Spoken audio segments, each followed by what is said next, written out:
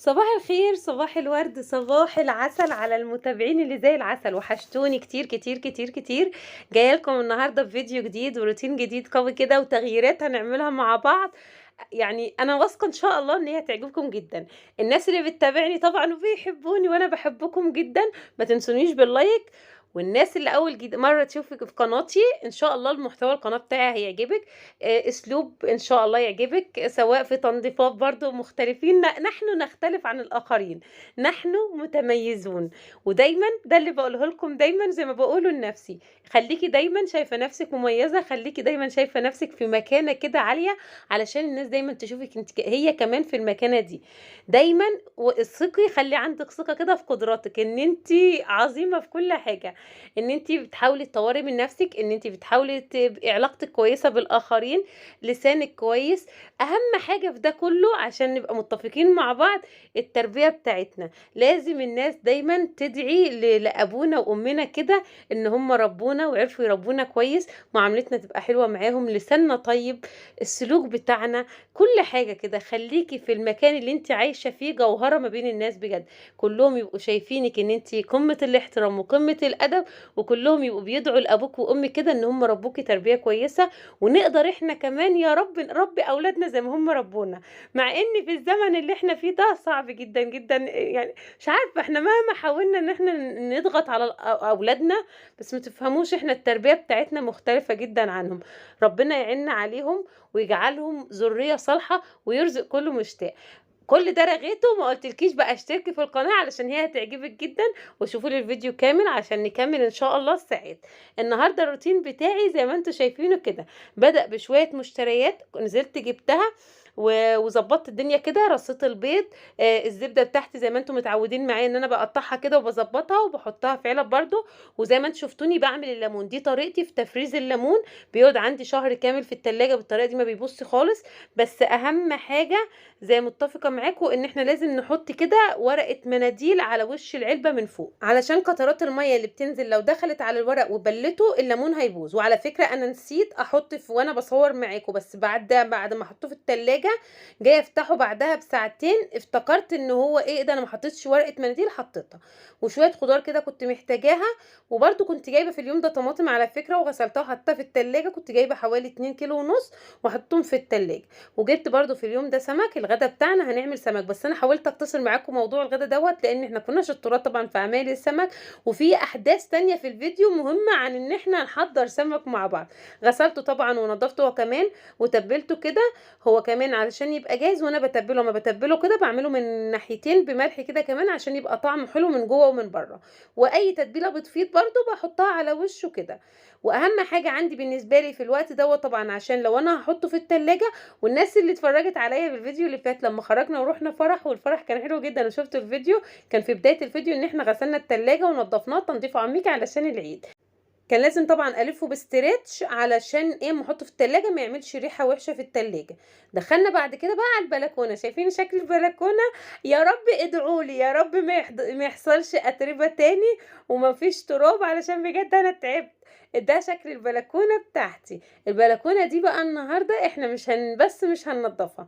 وفي الوقت ده على فكره انا قصيت جزء من الفيديو اللي انا نفضت فيه التراب ده، لان تنفيض التراب ده انا بتكتم. عارفين اميره دي بتنكتم، بحس ان انا مش قادره انفذ بجد. الالمونتال تنفيضه من جوه ومن بره، والسلك بتاعه صعب شويه مرهق شويه، بس زي ما اتعودتوا معاه مفيش حاجه هتصعب علينا. بالدعاء اللي نسيت اقوله معاكم في اول الفيديو، اللهم اني ابرأ من حولي وقوتي والجأ الى حولك وقوتك يا ذا القوه المتين، اللهم اعني ولا تعن علي. ان شاء الله لما نقول الدعاء ده هنبقى اقوياء جدا جدا، وهنقدر نعمل كل حاجه، ومفيش حاجه هتبقى صعبه علينا، وربنا كده يعيننا ويبقى صحتنا هي اللي سابقانا في كل حاجه، وما نحتاجش لحد ابدا، انا وانتم يا رب، امين يا رب العالمين.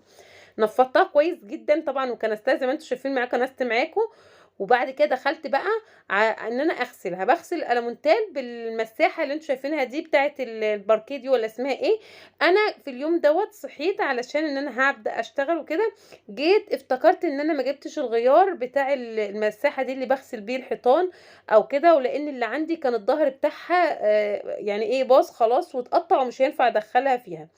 فالجيش بيقول لك اتصرفوا. وده بقى الروتين بتاع الام بجد، اللي هو بتعرفي بصي انت دي مش ملهاش علاقه ان انت جلده او بخيله، لا دي حاجه اسمها ان انت بتعرفي تمشي حالك، تعرفي تمشي بيتك، تعرفي تفكري، تعرفي ان انت ما توقفيش يومك علشان حاجه معينه. قمت عادي جايبه قطعه من قماش عندي شديده شويه، مسكت الفرشه دي بتاعت اللي بمسح بيها، خيطتها من ناحيه جميع النواحي يعني وكده، واستخدمتها عادي جدا اهوت، ما فيهاش اي حاجه خالص. ويعني ايه زي ما احنا قلنا مع بعض، نحاول نصرف نفسنا كده ونمشي امورنا ونمشي حالنا علشان ربنا يكرمنا كده في حياتنا. وغسلت بقى، مشيت على الالومنتال بتاع البلكونه كله في الوقت دوت، غسلته من جميع كل حاجه. وكنت طبعا كل شويه اشيل اللي هو بمسح بيها دي، اغسلها كويس جدا طبعا في الميه باريا اللي انا وريتها لكم في اول فيديو برضو في الجرده اللي انا جايباه معايا، وارجع احطها تاني علشان برضو تبقى كل حاجه نظيفه كده، علشان لما بنعمل بيها كذا مكان وهي مش نظيفه او فيها ترابه كده من مطرح ما بغسل، بتلاقيها بيغير المكان ومبقاش شكله حلو. والجزء ده بقى طلعتها خالص من العصايه بتاعتها، ومسكت الجزء ده بايدي كده وبقيت برضو اغسله هو كمان علشان يبقى نظيف من كل ناحيه. في الوقت ده بقى انا بقى دلوقتي بتعملي ايه يا اميره؟ دلوقتي انا معايا اطفال صغننين 2 توأم كده، الناس اللي متابعاني عارفه مجننيني شويه، برجلهم دي بتلعب في البلكونه في كل حته، شايفين كل اللي في البلكونه ده شايفينه من جميع الجوانب ده. البلكونه دي بالظبط الدهان بتاعها ده ما كملش 6 شهور. ليه بقى كل اللي هتشوفوه معايا وانا بدهن معاكم البلكونه ده؟ ولادي الصغيرين محمد وملك بيقعدوا يطلعوا على كل شويه على البلكونه برجليهم. ومهما غسلتها، جيت اخر مره غسلتها معاكم لما غسلت الحيطان بتاعتها، حسيت ان انا مهما غسلت هي مش عاجباني، مش شايفاها نظيفه خالص. فانا كان عندي طبعا دهان، النقاش كان سايبهولي للبلكونه وقال لي طول ما هو مقفول كويس وما ما عداش عليه لسه كتير هتلاقيه مش هيحصل فيه اي حاجه. رحت اشتريت روله، وبالعصايه بتاعتها دي جبتها ساعتها ب20 جنيه. لما كنت في السوق بالمره قلت اجيبها هي كمان بالمره كده، علشان ايه؟ انا في دماغي طبعا أنا مرتبه اليوم بتاعي هعمل فيه ايه. ومسكت البلكونه زي ما انتم شايفين كده، هو وش واحد، ما اديتهاش وشين ولا حاجه، انا كنت بحاول، قلت لي خليني اقعد اغسل في الحيطان وادوخ نفسي، الموضوع سهل جدا جدا. لا بصوا هكلمكم بما يرضي الله، انتم متعودين معايا عننا الصدق اهم حاجه، احنا ماشيين في القناه دي بما يرضي الله عشان ربنا يرضينا كده ويرضى عنا. انا الموضوع دوت، الناس اللي هتطلع تقول لكم ان سهل جدا وسريع وما تاخديش وقت وما بتتعبيش، الكلام ده كله كذب على فكره. الدهان ده صعب، مش سهل خالص. وربنا يعين بجد الصنايعيه، وربنا يعين كل النقاشين، عشان الموضوع مرهق ودراعاتك بتوجعك، ولازم تبقي محافظه زي ما انت شايفه كده، وماسكه من تحت كرتونه تحتك. وفي بدايه الدهان ده لما بدات ادهن معاكم، اللي انا كنت بعمله غلط ان انا كنت كل شويه انزل كده الروله في قلب الدهان واطلع، كان بيقعد ينزل كتير وبيبهدل. لا انت المفروض بتدهنيها حاجه بسيطه بحاجه بسيطه كده في الدهان، وتتمشي على الحيطه واحده واحده كده علشان الدهان بتاعك يطلع مظبوط، ما تطلعش الحيطه كده مموجه او فيها حاجات. هو مرهق شويه، بس بما اني انا حابه ان اشوف الحاجه نظيفه، وانا شخصيتي بحب كده.